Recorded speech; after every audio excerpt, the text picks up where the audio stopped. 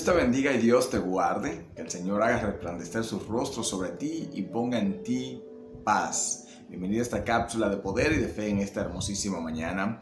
En esta hora quiero hablarte sobre una palabra que está en mi espíritu y es la altivez y el orgullo. Este es un problema que está afectando muchas congregaciones. No solamente está activo en el mundo secular, sino que también dentro de las iglesias se activa este tipo de espíritu de orgullo y de altivez para que los hombres de Dios se desenfoquen, para que las mujeres de Dios pierdan la perspectiva de quién es quien debe ser glorificado y se ponga entonces esa gloria sobre ellos y ese mover de Dios sobre ellos como promotores de aquello que Dios está haciendo y como dueños de aquello que Dios está obrando en medio de la congregación. Y es por esto que quiero hablar esta palabra, la altivez y el orgullo.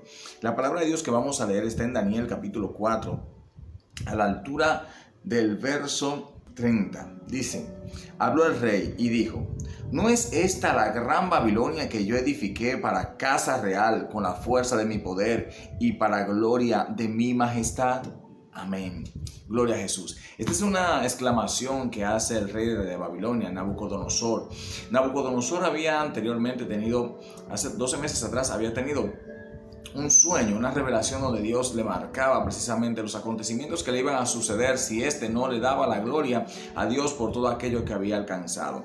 El que ha leído la palabra de Dios, ahora que estamos profundizando en el libro de Jeremías de manera personal, y estamos viendo allí cuántas veces Dios llama a Nabucodonosor su siervo y habla a través de Jeremías diciendo que del norte vendrán para destrucción precisamente del pueblo de Judá por la desobediencia de Judá. Y dice: a este sujetaré reinos, a este sujetaré naciones. ¿Por qué? Porque a Dios le plació simplemente utilizar a Nabucodonosor, que en ese momento era el rey que se había levantado, que se había erigido como rey de Babilonia, para gobernar todas esas ciudades, todos esos reinos grandes y pequeños iban a ser sometidos delante de él, pero porque Dios así lo había determinado. Y Dios había hecho saber esto a Nabucodonosor a través de esta revelación de este gran sueño. Dice la palabra de Dios que el sueño que tuvo Nabucodonosor era que él veía un árbol grande, frondoso, con mucho fruto. Sobre sus ramas se posaban las aves y debajo de él los animales del campo se paseaban, y dice que toda carne dependía de él, que toda carne estaba sujeta a lo que él podía hacer o no podía hacer. Este era el árbol, ¿verdad?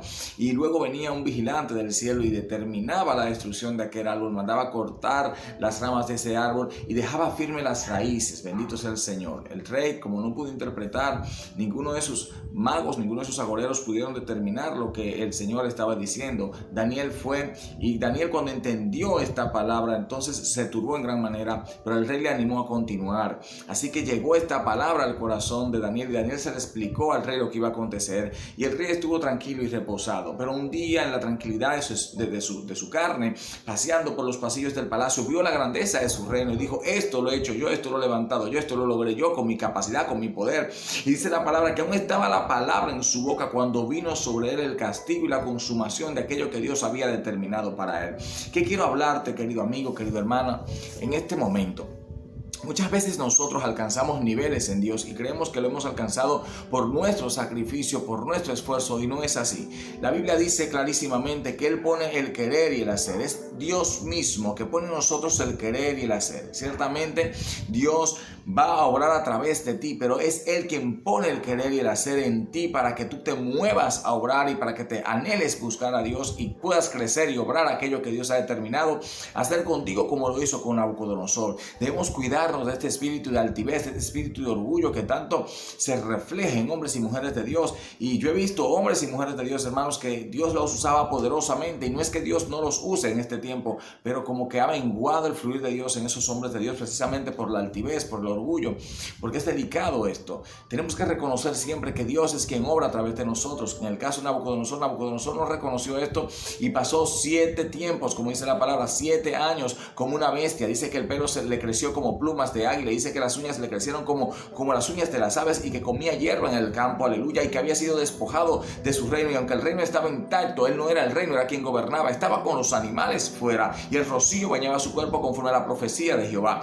Hay mucha gente que se cree que es el ultra plus ungido de Dios y que solamente ellos pueden obrar el mover de Dios, y no es así. Dios ha determinado usarte a ti en este tiempo, pero puede quitarte y poner a otro, y es fácil para Dios hacerlo. Dios puede hacerlo con un simple abrir y cerrar de ojos. Tenemos que permanecer humildes. El Señor más Jesucristo nos dijo y nos enseñó claramente: aprended de mí que soy manso y humilde de corazón. ¿Por qué debemos aprender a ser mansos y humildes? Porque al altivo Dios mira de lejos, pero Él exalta al humilde, pero Él humilla al altivo, dice la palabra. Y el creernos nosotros que hemos alcanzado algo por nuestra propia fuerza puede hacernos caer de la gracia divina y perder todo aquello por lo cual hemos luchado y nos hemos esforzado y nos hemos sacrificado, pero que todo ha dependido claramente de la ayuda del Dios Santo que ha estado con nosotros, acompañándonos y guiándonos con su Santo Espíritu. Y quiero que veas cómo terminó Nabucodonosor después de los 7 tiempos que Dios había determinado. Dice la palabra en el verso 37: ahora yo, Nabucodonosor, alabo, engrandezco y glorifico al Rey del cielo, porque todas sus obras son verdades y sus caminos justos, y Él puede humillar a los que andan con soberbia. A Dios le es fácil humillar a aquellos soberbios, a aquellos altivos, pues Dios creó todas las cosas y así como te las entregó en las manos, puede quitártela. Y el orgullo espiritual es algo terrible que afecta a muchos hombres y mujeres de Dios, y por eso Dios tiene que pasarnos por desiertos y procesos para que el orgullo y la grandeza que Él ha puesto en nosotros, este gran tesoro que Él ha puesto en vasos de barro, no nos haga creer que somos vasos de oro.